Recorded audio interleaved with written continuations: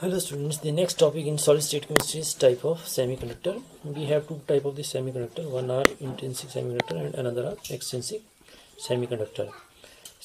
Intrinsic semiconductor are also called pure form of the semiconductor, while extrinsic semiconductor are impure form of the semiconductor, and they are formed by adding impurities to a pure semiconductor. For example, we add impurity of group 13 element to semiconductor belonging to group 14, or we can add impurity of group 15 element to a semiconductor belonging to group 14 element. So the process of addition of impurity to a semiconductor is called doping. And we have two types of the extrinsic semiconductor. One is n-type semiconductor and another is p-type semiconductor. N-type semiconductor are formed when group 15 element like phosphorus, arsenic and antimony impurities are added to a semiconductor, for example silicon. And p-type of semiconductor are formed when we add group 13 element impurity like gallium, boron, indium, aluminium to a semiconductor like germanium or silicon. Now we shall discuss in detail what are the property of this intrinsic and extrinsic semiconductor in detail.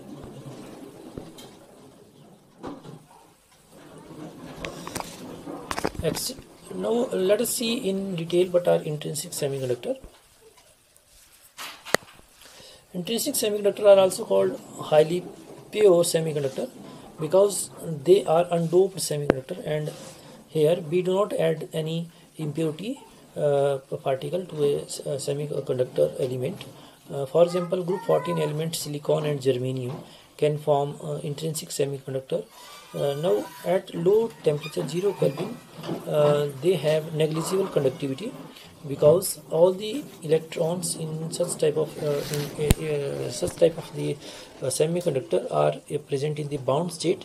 But as the temperature is increased from 0 Kelvin, then some of the bonds which are present in the intrinsic type of the semiconductor, they undergo breaking, and hence they release some electrons, and due to release of these electrons from the bond, some holes are created, and under the influence of electric field these electron and hole move, and that lead to the electrical conductivity in these type of the semiconductor. So intrinsic semiconductor have very low electrical conductivity at 0 Kelvin or when temperature is very small. But as temperature continue to rise, then the conductivity of such semiconductor tends to increase due to breaking of more and more number of the covalent bond which are found in such type of the crystals. For example, we see a silicon intrinsic type of the semiconductor. Since silicon belongs to group 14 element, so it have 4 valence electron like carbon, and it form 4 covalent bond as carbon, so 4 covalent bond formation. Now in this semiconductors of silicon, as the temperature rises, some of the bond undergo breaking, these bond undergo breaking, and these electron move to the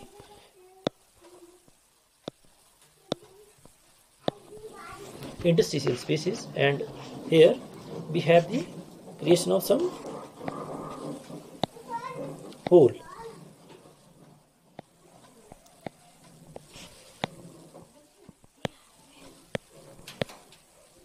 Now the formation of these hole and electron is responsible for the increase in electrical conductivity of the semiconductor as the temperature increases. As the temperature increases, more and more number of the bonds, covalent bond which are found in the crystal of these semiconductor are broken, and they result in the release of more and more free electron and holes. And as the number of charge carrier electron and hole increases, the electrical conductivity of such type of the semiconductor increases.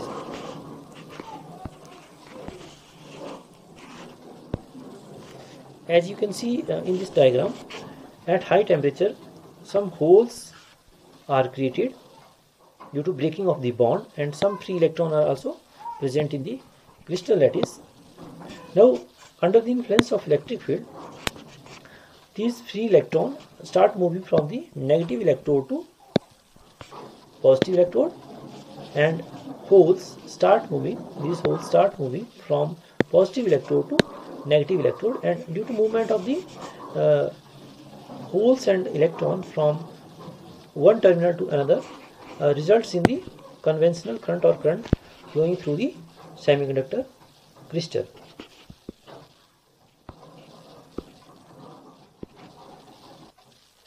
Now the next type of semiconductor are extrinsic semiconductor, and these type of semiconductor are formed by carrying out addition of impurity to pure semiconductor, and that process by which a certain amount of impurity is added to pure semiconductor is called doping.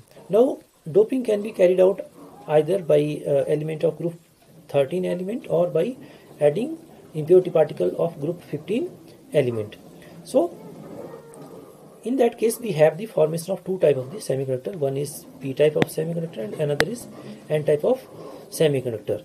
The electrical conductivity of this extrinsic type of semiconductor is highly conductive in nature, means they conduct electricity very easily. Now how the formation of these p type of semiconductor and n type of semiconductor take place, let us see.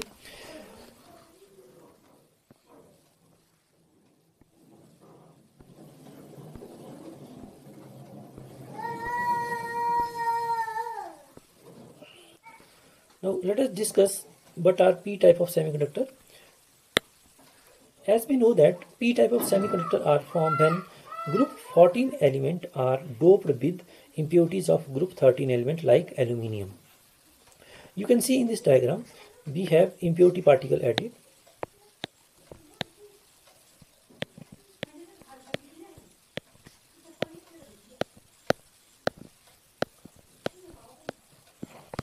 So as we know, aluminium is an element of group 13 and it have 3 valence electrons, so it can form only 3 covalent bond with silicon atoms which belong to group 14 element which have 4 valence electrons. So since aluminium is having only 3 valence electrons, so it is forming only 3 covalent bond with other silicon atom, but the fourth position is remaining vacant, that is not having any electrons. So there is a formation of hole, and due to formation of these holes the electrical conductivity of such type of crystal increases, because under the influence of electric field these holes start moving from positive pole to negative pole. Holes move from the positive pole of the battery towards the negative pole, hence they conduct the electricity. So the addition of group 13 element impurity to group 14 element crystal result in the formation of p type of the semiconductor, and the movement of hole is responsible for the conduction of electricity in such type of the crystal. So they form p type of the semiconductor. P stand for positive charge, and holes are supposed to have positive charge. So since these type of semiconductor have charge carrier as holes rather than electrons, hence they are called p type of the semiconductor.